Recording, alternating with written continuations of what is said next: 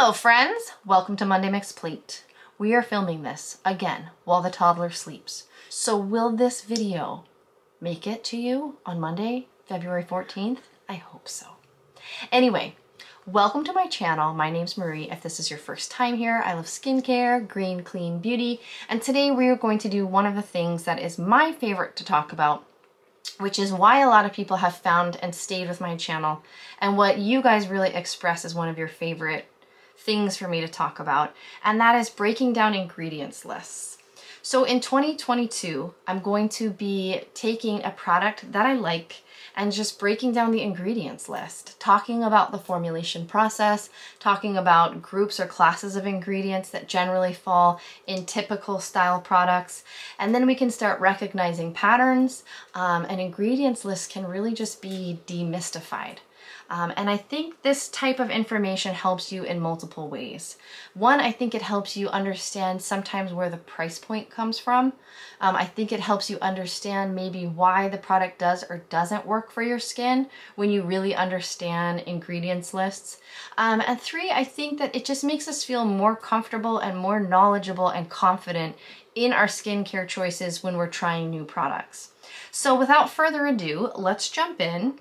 If anyone has like a cute idea of a name for this segment, we're going to be doing it once a month, hit me up in the comments. I haven't thought of anything creative yet. So the product we'll be talking about today is the Chia Optimist Hydrating Essence. So if you're not familiar with this class of skincare products, toners and mists and hydrosols all originated as a step that follows skin cleansing. They used to be more astringent, more balancing, and then we really saw this wave where mists and essences came on the scene that were really about replacing hydration or helping products penetrate. And so K-beauty really popularized the idea of an essence. And the essence tend to be a little bit more dense and a little more creamy and a little more hydrating than just a mist alone.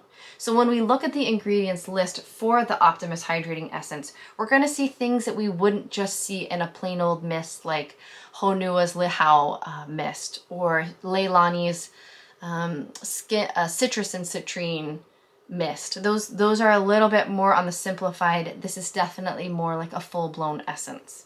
So let's read, I'm going to read through what their claims are, I'll tell you the price, and then I'll pull the ingredients list up over here so that we can all look at it.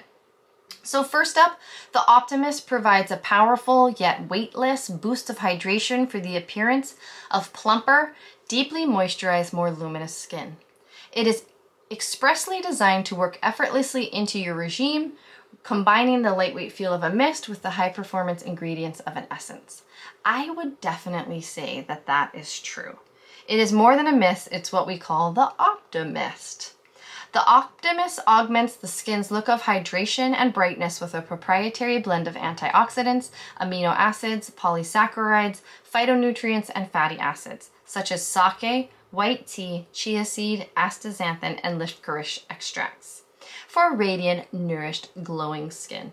It's $58 for 3.4 fluid ounces.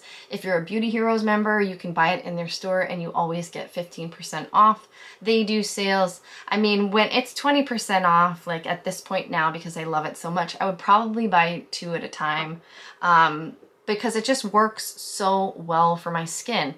It's so incredibly hydrating, and I found that a lot of mists, no matter what they have in them, tend to dry my skin out. But the reason I like this one is, again, because it has a denser, more creamy, more hydrating formula and still maintain that lightweight mist-like texture. Okay, so let's pull up the ingredients list.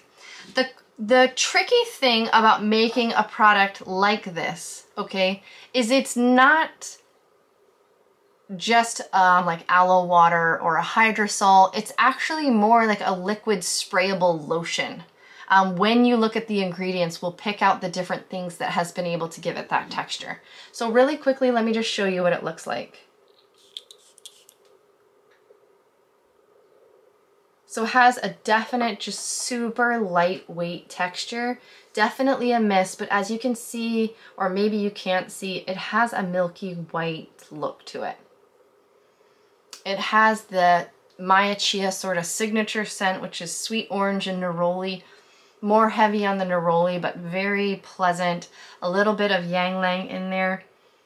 I mean, I never get tired of the smell of their products, and they've really just like kept it simple, and they have that smell in all their products, which again, those are great essential oils for skin. Okay, so let's pull up the ingredients list here. The first thing we see is aloe leaf juice. Again, when you're looking at green, clean beauty, you're gonna see aloe leaf juice as very often the base of skincare lotions, mists, and the like.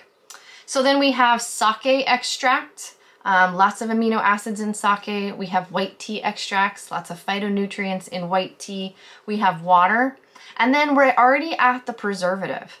And so radish root ferment tends to need to be used in, I think, 5%. So when we see the preservative up here, we can cross-reference that if we want to ingredients manufacturers or ingredient suppliers and see like what's the recommended amount of preservative for products use. They'll always, ingredient manufacturers will always give you a recommended use. And I think radish root ferment is around 5%. So when we see this, we know that everything below this is 5% or less. So there might be a couple different things here that are all the same amount, like 5%, 5%, 5%, but pretty much anything less than that you're gonna see in a concentration less than 5%. Okay, so then we see coconut fruit extract. Now this is a common mistake, is that people think coconut fruit extract is actually a coconut fruit extract that they've added to benefit the skin, and that's not true. Radish root ferment is in there for bacteria. Coconut fruit extract is made by the same manufacturer as part of a preservative system against yeast and molds. Okay, then we have hydrolyzed cornstarch and beetroot extract. So when they mentioned amino acids in their marketing, this hydrolyzed cornstarch is probably one of the areas they're getting that from. This hydrolyzed proteins, you can find all kinds of different hydrolyzed proteins. A lot of times they're used in shampoo, but you'll see them for skincare products too. The thing that I like about amino acids is they tend to be really conditioning to the skin. So then we see capric triglyceride, you know, that's that lightweight coconut oil that might be in there in a super small amount to help us get an emulsion. Then we see panthenol, which is a B vitamin, tends to be really moisturizing and conditioning to the skin. Phospholipids, so that's probably, again, contributing to the oil side of making this really lightweight, watery emulsion, but also really conditioning and nice for the skin. All right, so moving right along, we get into the workhorse ingredients of the product. These are the ingredients that are creating the texture, the preservative system. They're helping to suspend these fancy extracts and all of these luscious things that we're putting in this product to make it good for our skin.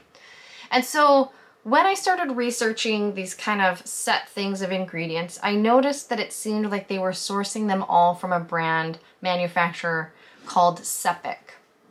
And so the interesting thing is when you start finding these patterns that these brands are sourcing like this whole sort of system from one manufacturer, it's interesting because as you kind of start digging around, you can find sample formulas.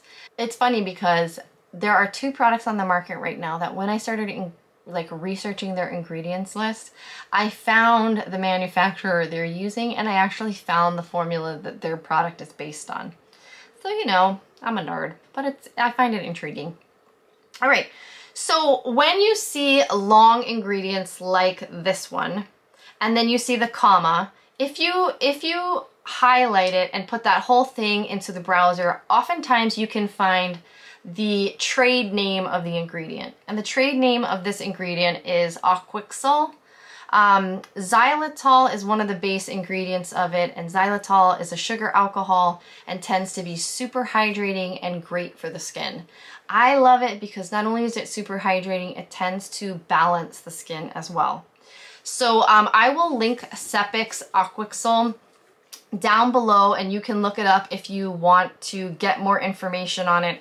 Of course, they say it does all kinds of interesting things, like hydration elements are boosted, lipids, proteins, polysaccharides, natural moisturizing factor, hyaluronic acid. So yes, the marketing on that ingredient is gorgeous. Next up, we have the emulsifier. And the interesting thing about this emulsifier is that it's a cold process emulsifier.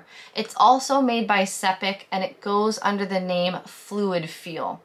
It's for fast sensorial and fluid formations. So it's actually an emulsifier made to make these lightweight, sprayable, lotion-like products. So very cool. I will also link that below. You can check it out. Okay, so then next up we have chia seed extract, astaxanthin. Both of those things are like the star ingredients of Maya Chia. You see them in almost all of her products. Then we have polyacrylate cross polymer 6, another Seppic manufacturer made ingredient called Sepimax Zen. And it's a powder polymer, and it's for helping to create this texture, thickener, stabilizer of the products. So you always see something like a gum in an emulsion, something like this that helps keep the product, the emulsion, held together. And so that is one of these ones. And so I kind of would guarantee if we went snooping around, we could probably find their sample formula of a mist that probably had all these ingredients in it. So then we see licorice root extract and then the essential oils, and that's it, we're done. That's the formula. Really straightforward, but I find it to be really effective. It's not too heavy. It's sprayable. That's the thing about a lot of essences. You have to apply them with your hand. This one is sprayable, and I find it's just enough. Like, it doesn't have glycerin, so it's not sticky, and it's just the right amount of a layer, a film, that I just really love it. I don't know that it does really anything other than hydrate my skin. I wouldn't say that spraying on a super fine mist of licorice root extract or you know, astaxanthin is really targeting pigmentation or any of these other things, but for me it's worth it because it's the perfect mist. So anyway, that was fun for me. I hope it was fun for you, and I'll see you guys next week. Bye.